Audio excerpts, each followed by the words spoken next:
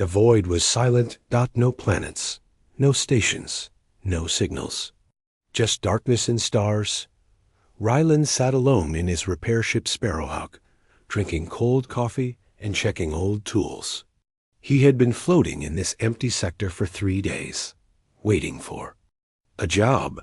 Fuel was low. Food was worse, but he didn't panic. He had lived worse. Then, a beep. The distress signal came suddenly. It was weak, broken, and old. Ryland raised an eyebrow. The ship sending the signal had no name, no registration, and the signal code was over 30 years outdated. He tapped the console. "Open channel," he said. A man's voice came through, shaky, tired, and full of fear. "Please, my ship is dying. Engines failed.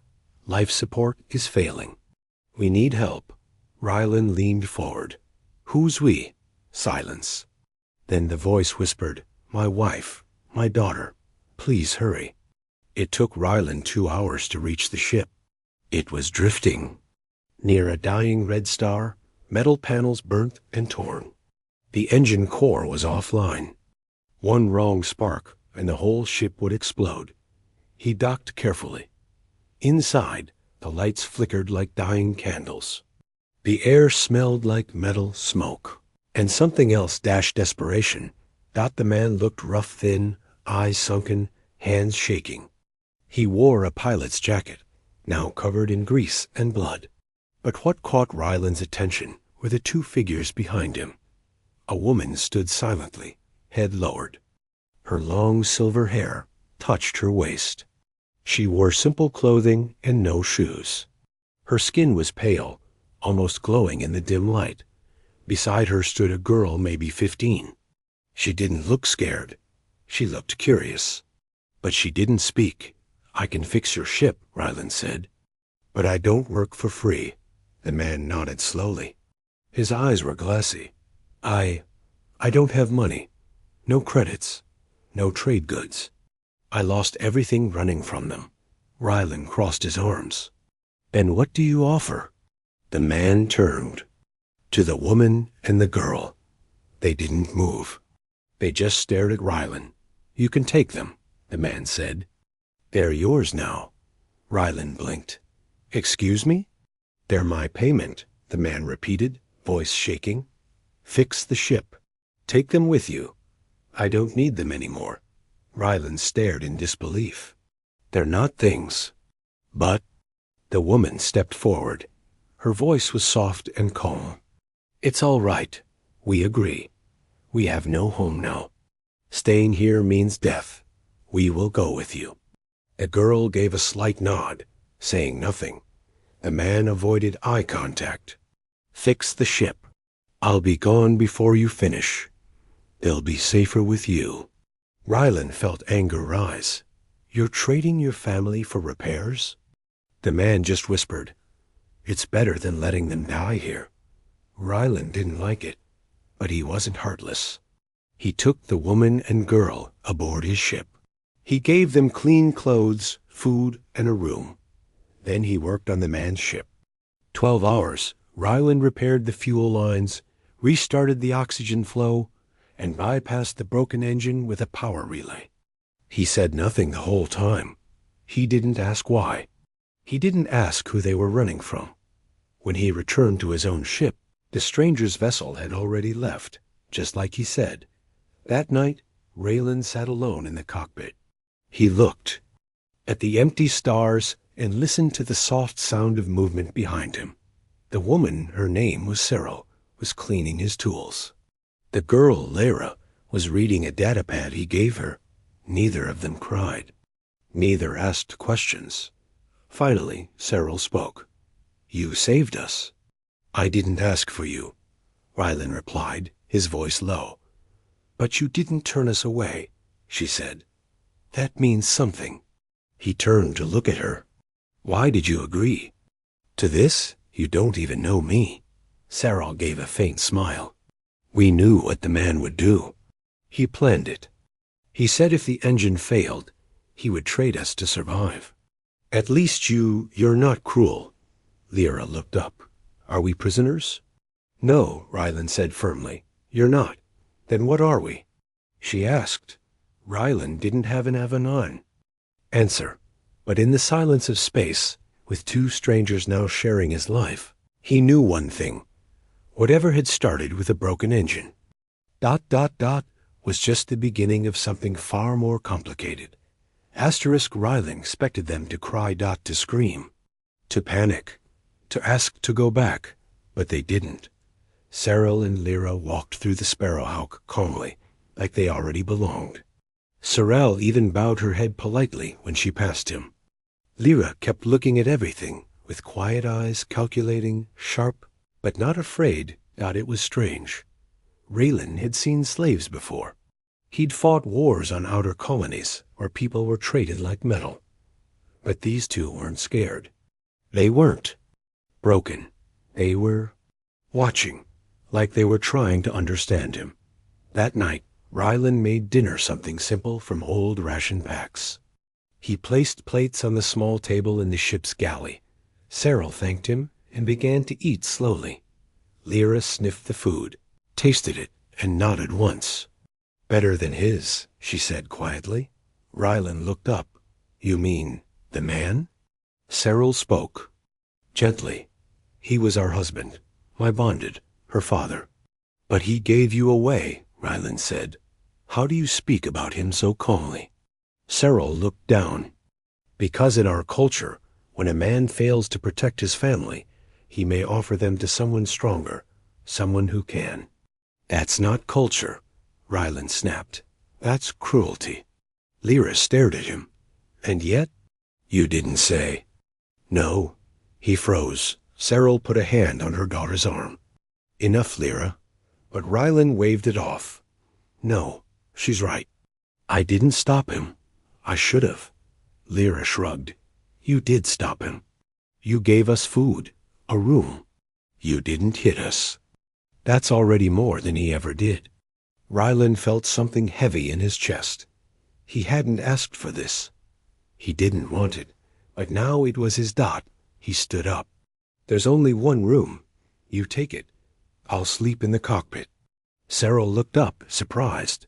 Why? Because. I'm not your master, Rylan said simply. You're not mine.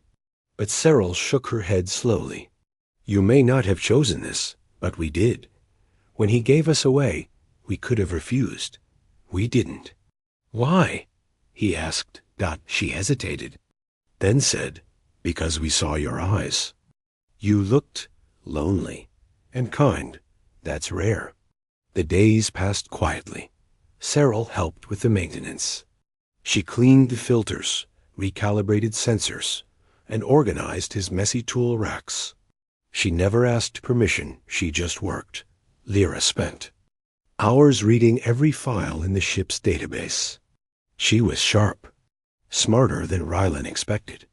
She even found an error in one of the gravity regulators and fixed it. I thought you didn't know ships, he said. She smiled a little. I watched. I remember. That's my talent. Rylan realized they were adapting fast. Too fast, one night. He woke to a sound, gentle humming. He stepped out of his bunk and found Cyril in the engine room, sitting cross-legged on the floor, her eyes closed, softly singing. The sound was old, alien, sad. When she noticed him, she stopped. I didn't mean to disturb, she whispered. You weren't. What is that song? She smiled faintly. A song from my childhood. It's about a star that lost its light, but found a home in someone's heart. Rylan didn't know what to say. Cyril stood and walked past him, but paused and gently placed her hand on his arm. Thank you, she said. The next day, Lyra asked a strange question. Do you want us to serve you? Rylan frowned. No, I want you to be safe. Then what are we? She asked again. Rylan sat down beside her. You're not property. You're not servants. You're just people. On my ship. For now. For now? Lyra asked. You can leave whenever you want. When we reach a port, I'll help you find your own place. Lyra tilted her head. Would you miss us? The question hit hard. Rylan didn't answer. He didn't know how to, but something had changed. At night, he no longer ate alone. The lights didn't feel so cold. And for the first time in years, he caught himself smiling for no reason. They didn't resist when they were given to him. Now, it felt like they chose to stay, and that was more powerful than any payment he had ever received. Asterisk. Ryland's ship, the Sparrowhawk, wasn't made for comfort. It was old, rusty, cold in the corners and noisy at night. The recycled air smelled like metal. The walls were scratched from battles long forgotten. The beds were stiff. The lights flickered. Sometimes, and the food, well, it came in vacuum packs labeled edible, but not enjoyable. It was a place for working men. Fighters, drifters, not women like Sarah, and definitely not a girl like Lyra. On the third morning, Rylan opened a storage locker and froze. The entire locker had been cleaned and reorganized, tools polished, wires sorted, rations stacked neatly. He stepped back slowly. Then another surprise. The engine room. His wires, once a tangled mess, were now labeled in 2 languages. One was human. The other .wa. SN single quotes T. He turned to find Cyril nearby, holding a datapad and a screwdriver. I cleaned, she said simply. I hope that's okay. Rylan blinked. You labeled my ship systems in High Valeri dialect. Cyril gave a soft smile. I speak 7 languages. I used to work in a science archive before I was married. Meanwhile, Lyra was in the cockpit, rerouting a damaged relay node. Using nothing but a hairpin and a multi-tool, Rylan watched quietly. You've done this before? He asked. No, Lyra said, but I've seen it. I remember things fast. How fast? He asked Panel. You ran a diagnostic sweep 6 months ago. The main port was 0.3 seconds off target. You didn't fix it. He raised a brow. I didn't even notice that. I did, she replied. That night, Rylan sat in the galley, eating a warm meal Cyril made from leftovers. It tasted amazing. How did you make that from ration paste and flavor dust? He asked. Cyril smiled gently. I used to cook during winter festivals. Spices aren't always in the ingredients. They can be in the memory. Rylan didn't reply. He just stared at his food for a moment. These 2 weren't just survivors. They were skilled, trained, precise, and far too quiet about their past. Later, Rylan found something strange. In the medbay. He ran a quick health scan on Lyra after she scraped her arm during maintenance. What showed up on the scanner made his chest tighten. Inside her body, along her spine, were fine lines of dark alloy. Not natural, not human. He scanned again. The same result. NANOWIREs. Implants. Dormant. He didn't tell her. Instead, he checked Cyril's scan from the night before. She had them 2 fainter, older, deeper. Why?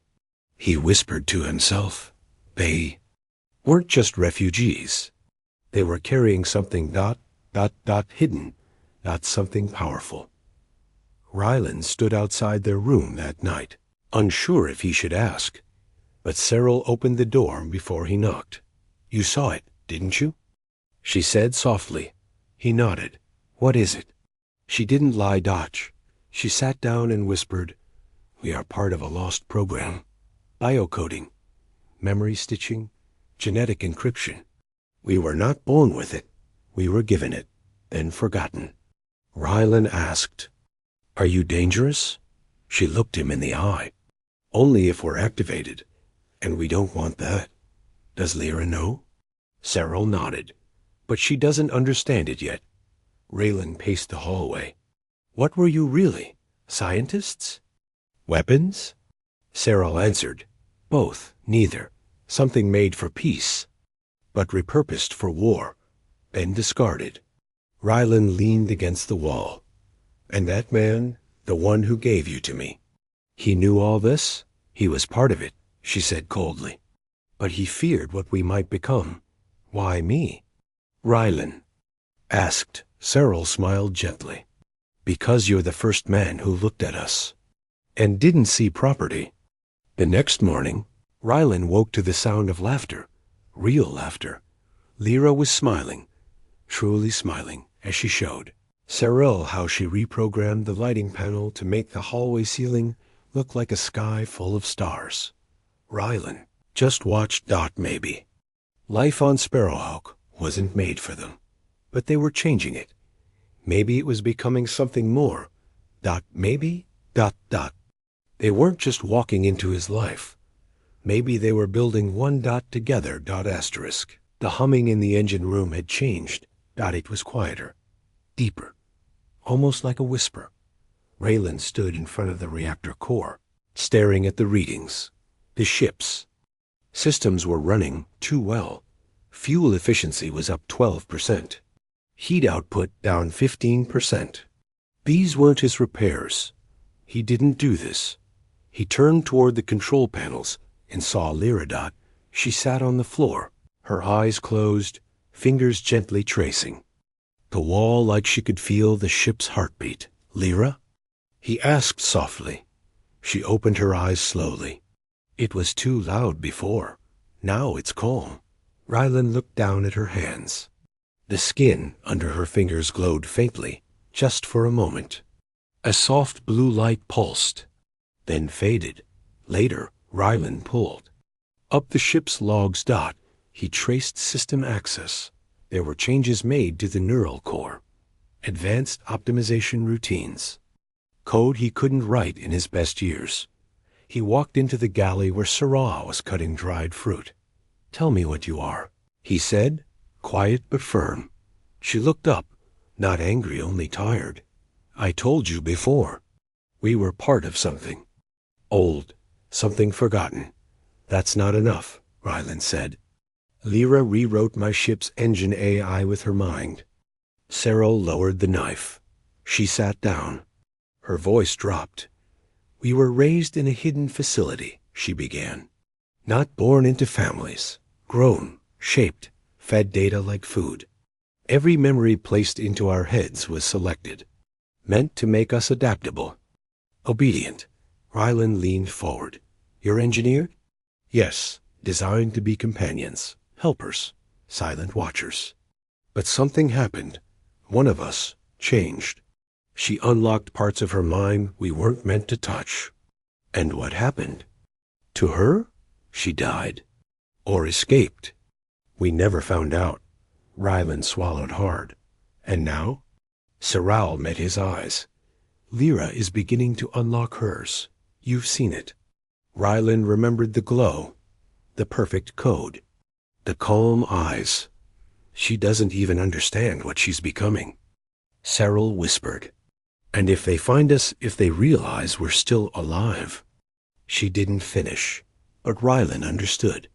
That night, Sparrowhawk was scanned.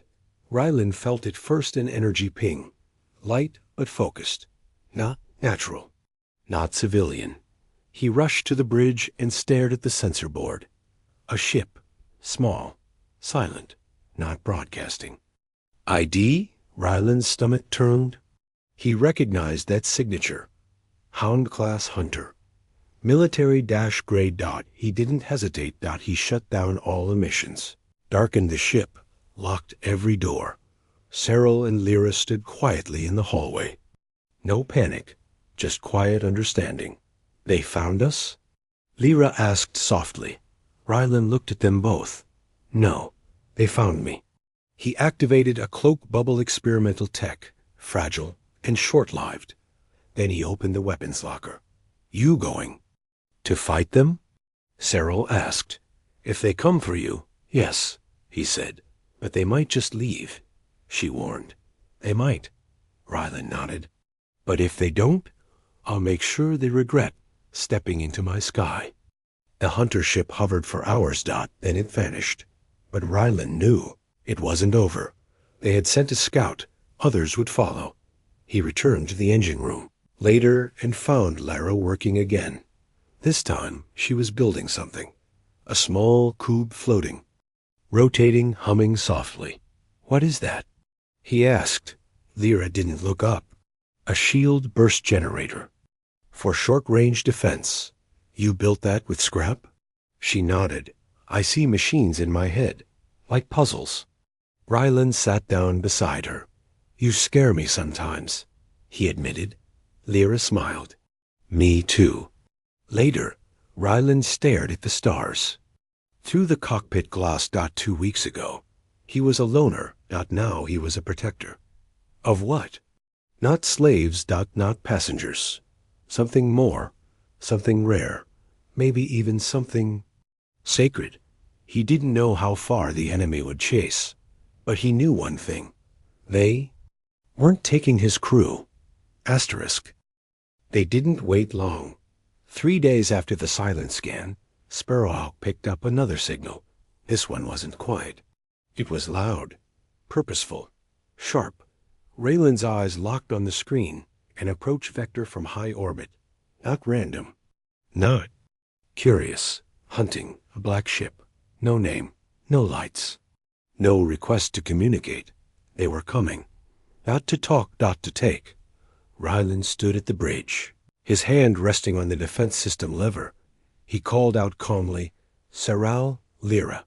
Bridge. Now." They came within seconds, no questions. They had felt it too. Lyra had been awake all night. She said her dreams were filled with static and strange voices. Saral's voice was low. "It's a retrieval ship." Raylan didn't look at her. "Explain." "They won't say who they work for. They just collect people like us. Quietly, without reports. They erase evidence.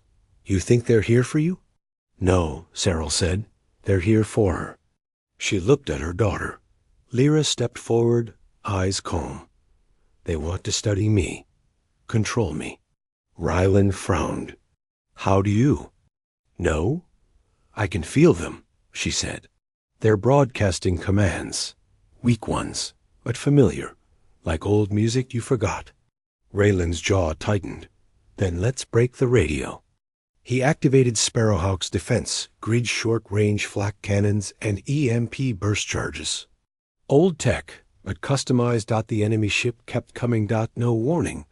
No signal. Just hunger.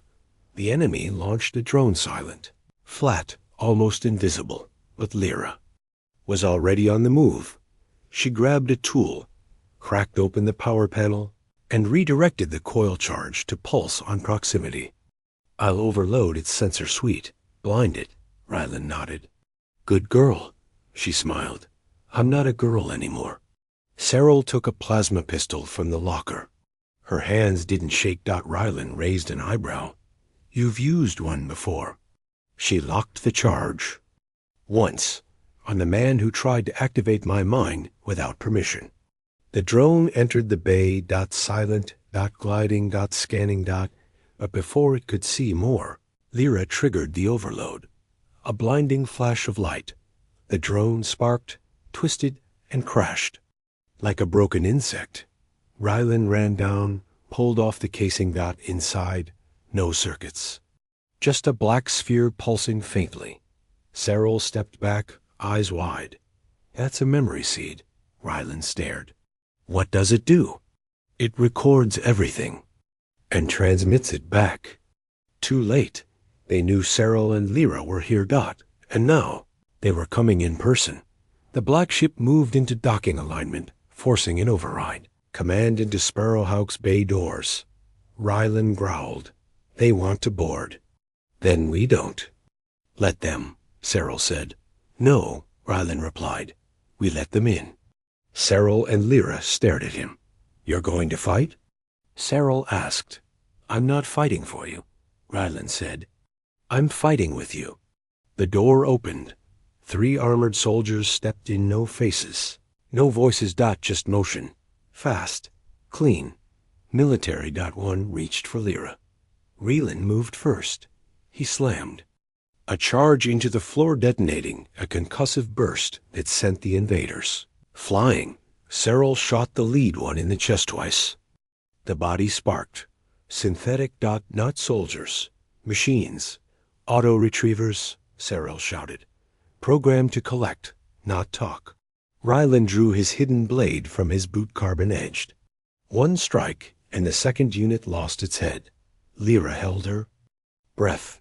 Her hands twitched. The final bot lunged for her. She screamed.